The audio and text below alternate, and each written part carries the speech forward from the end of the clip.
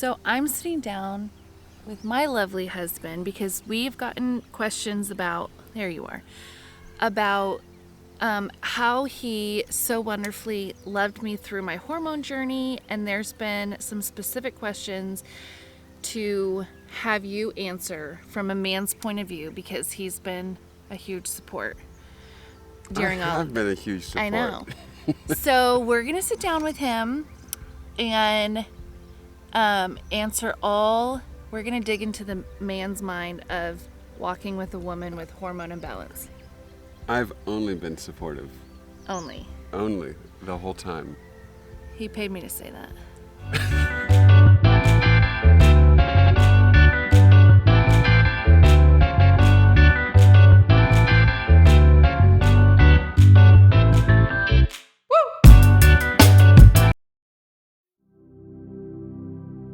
What helped you not think I was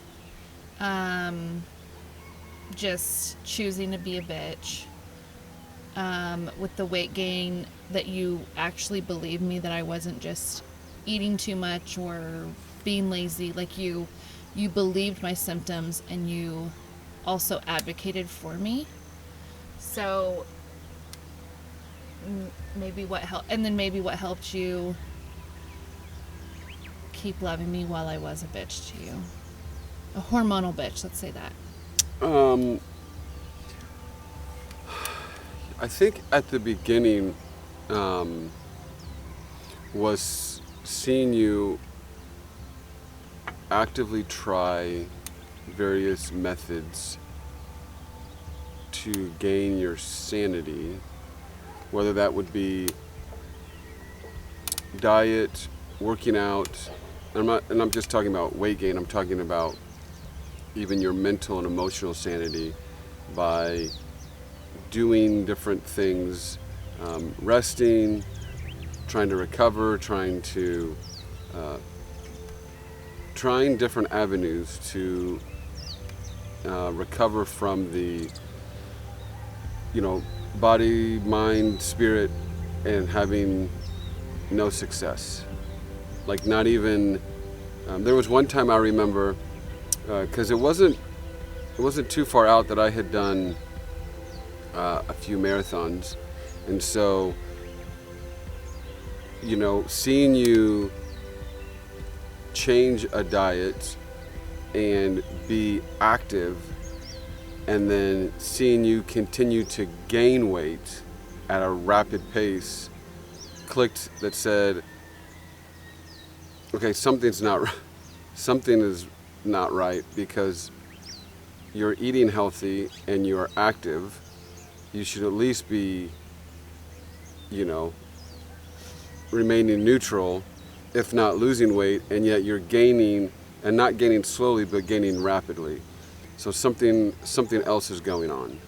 That was the first indication that you're trying various methods. And again, I'm limiting that example to weight gain, but there was other things emotionally that I would see you try and do, and there would be no results. Some things that Allie said to help you understand what she needed from you.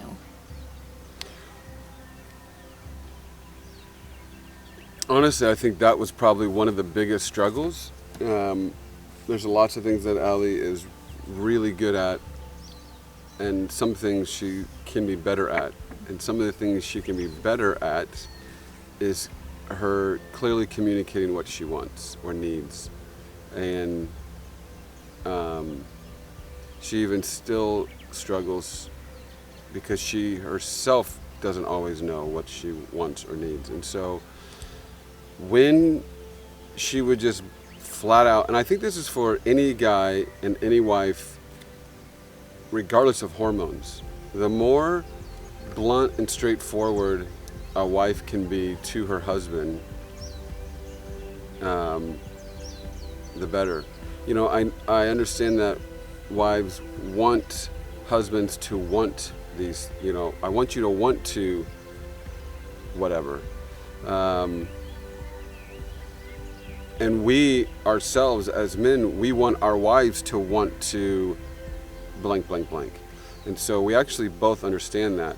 However, the things that come naturally to a wife. Well, I just want my husband to want to think this way or say this, doesn't come naturally to us, and vice versa. So when Allie was very direct and very, I just need you to hold me. I just need you to listen. I just need you to figure out dinner tonight because I can't. It's too overwhelming. I need you to do blank. Then I could take it and run with it. But when it was just, what was difficult was when she would lie to herself, and still is. Lie to herself and others and try to keep it together and say, no, I got this. I don't need you. I can handle this. And then she would completely and utterly drop the ball. That was more frustrating, irritating. Why did you say you had this when you didn't? When you needed a hug and you just needed the emotional help, but you didn't tell me you needed the emotional help. And you could argue, well, I should have been more in tune, and that's accurate. Well, you should have been more considerate. You should have seen, you should have, yeah, but we're all learning, and we're all learning. And so at the beginning, wives, you have to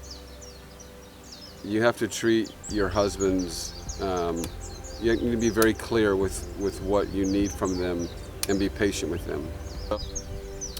What I wish was communicated sooner.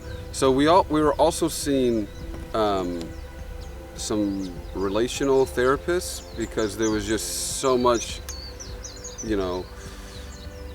that was happening emotionally, physically, mentally. Like, what is? We're at the very beginning of Right. our marriage. At the very beginning of marriage, all of this is happening. So we also went to some marriage counseling and like, what is going on? And so that was really helpful. Incredibly helpful for the therapists. We love therapists, and I don't know why there's so much negative connotation about, oh, you're seeing a therapist, it's wonderful, go all the time. But she did a great job of opening my eyes to, early on, I would get frustrated, and so I couldn't handle it. I didn't know what to do. And I would get angry, and instead of just getting completely angry and physically, not assaulting or physically abusive, but just, getting really angry and physically showing that, or, hitting my fist against a wall or whatever out of frustration and anger and just confusion and frustration, I would leave. And so I would just leave the house. Like, I gotta get out of here. This is just too much. Which then fed into the lie that most women believe, but especially my wife, that she's too much. And I'm too much, and this is too much, and he can't handle this or me, and it just exacerbated the problem. And so she helped me see that. And so I remember one time during a situation, I just went to the other side of the room and just sat against the wall because I didn't want to leave, but I also didn't want to stay there. And so I had to that was I'm not even saying that was a good solution, that's just what I did. But seeing a therapist that could help unpack some things and could help communicate as a third party to say, no, this is legitimate that she wants this, and here's a better way to respond. I understand you need this. Here's a better way to do that.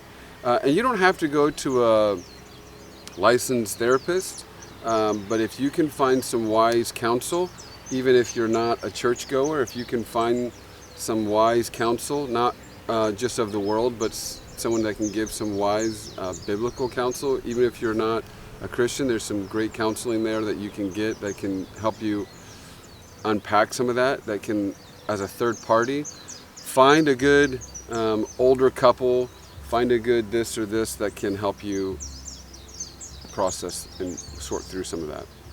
So my advice to husbands at the beginning is, first off, believe your wife. and be really patient. Really patient. And caring and gentle and like, I don't know how to say, but it's probably going to be a long ride. And so you have kind of a marathon, or you have a long hill to climb. And so you are tasked as a man to carry this pack, and you were built for it and designed for it. And so this is your job that you can do, but it's going to be a long and difficult journey. So be patient, and believe her. If she says these things, believe. Let me rephrase. Let me clarify. Get even more detail. You need to believe her. What she's saying when she says, "I don't feel right. Something's off. I feel like I'm going crazy. I'm too tired. I can't. All I want to do is sleep today. I can't make dinner." But yet you also have to give grace, and when she's then the opposite and she's just angry and crabby and bitchy, you have to, with love, kind of take that with, like, okay, she doesn't mean it. She's saying it and she doesn't mean it. And in 20 minutes she can be smiling and happy and lovey, and you have to be patient and endure the slap in the face and then a kiss a minute later. I would say too, like, to show up. Like, you went to the doctor's appointments with me. Yeah, I would also say one of the worst things a husband could do is not show up and not be there physically as well as emotionally. And so whether it's a medical doctor you're going to, or a naturopath, or a chiropractor, or whatever, be your wife's advocate and be there with her. Even if you don't think I'm doing anything, even if you say, well, I got a really important thing at work, cancel it. It doesn't matter. It really doesn't. We live in America where work is the most important, and that's a lie. That's false. So be at the doctor's appointment so you can hear what the doctor's saying. So she doesn't have to try to translate that to you. And be her advocate. And you don't have to say anything. You don't have to try to fix her, because you can't. You don't have to. All you have to do is physically arrive at the appointment on time, go in and sit quietly and just listen, hold her hand, just be there throughout the appointment, and then let her process, and you can just be a sounding board, patiently, but be there physically, show up physically, and be there emotionally. Don't show up physically and be on your phone the whole time, checking this or that, or talking. Be there physically and emotionally throughout all the appointments. Now, if she gives you permission, says, no, I'd rather just do this appointment by myself, fine. But you need to be calling afterwards and saying, how did it go? And asking questions and showing her that you care, because you do care, not just what's what I'm supposed to do, but because you actually care.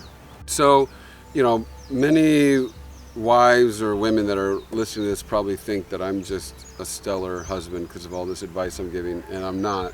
This is years of failure and doing it wrong. I know what not to do, and oftentimes what not to do illuminates what to do. So I have not arrived. Allie does not have a golden husband. However, and for those of you that aren't Christians or Christ followers or prescribe to the Bible does give a lot of good truth in our world, and so I would highly suggest that you read it to find some truth and wisdom on how to deal with life as a whole. So I'm going to reference that a little bit, and but you have to show up physically and emotionally. You have to be patient. You have to be, as husbands, we're called to, as people, we need to invest and care for other people. And that doesn't just mean you buy something for them. That means that you are there and you learn and study and, continue to want to learn about them and who they are and explore things with them. And so you're on a long journey. And so you're made for that. But in the Bible, Jesus calls us to, through his word, he says, husbands, love your wives just as Christ loved the church and gave himself up for her. And so it doesn't, we don't like it as husbands. We don't really like that because that's really sacrificial, and that's laying down our life just as Christ laid down his life for us as people. We are the church. But there's really but I want to go with the guys to go do this game or go here, and doesn't matter what you want anymore. You are to lay down your life, put your stuff aside. Now, here's what I found, that in doing so, and really laying your stuff aside, caring for your wife, that over time, she will feel cared for, loved, her cup will be full, and she will say, why don't you go spend some time with the guys, tonight, tomorrow? Why don't you take Saturday and go whatever all day and go do that? And that's even better when she says, go. That's even better than you saying, I need to leave. Yeah, well, I got a golf, scheduled all day Saturday with the guys. Well, my wife woke up in a bad mood. It's going to be a bad day. Well, guess what? Golf's getting canceled. So when you do that enough and you really lay down your life for your spouse, she will begin to, give you, hey, go do this, because she feels complete and full, and she doesn't want you to have to do that. She doesn't want you to have to lay down those things, but when she feels cared for. So we have to lay down our lives for our wives, and then we're rewarded by that. And that's how the Lord created marriage, is that, the church, however, has gotten a lot of it out of sorts, and it shows wives to be submissive to their husband. And although that's correct, actually what all of Scripture says is that we're to be submissive to one another, and that we should submit to one another in brotherly love, not just husbands and wives, but everyone. And so it's not just wives submitting to husbands, but actually to one another. And so as we work in these biblical concepts, you see a lot of health and growth. And too many males are just old boys, and they're just living as boys and not true men that really are caring for their wives. And so men, it's time to step up to the plate. This is largely due to the demasculinization. And so the demasculinization we're seeing right now is actually causing two areas, because we're not becoming men. We're falling into two traps. The two traps of men are passivity and neglect, and then over-dominance and control. And those are the two areas that even young boys fall into all the time. They're either lazy and passive as boys that are 10 and 12, or they're completely angry and out of control. And so all we're doing is just extending that into the 30s and 40s, because we're not developing true mature men that care for everything around them.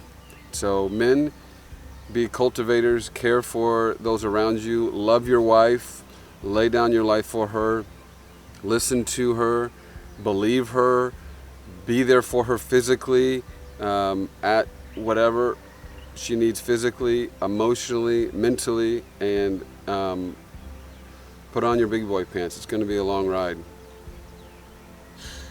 You got your big boy pants on right now, Ben. Yeah.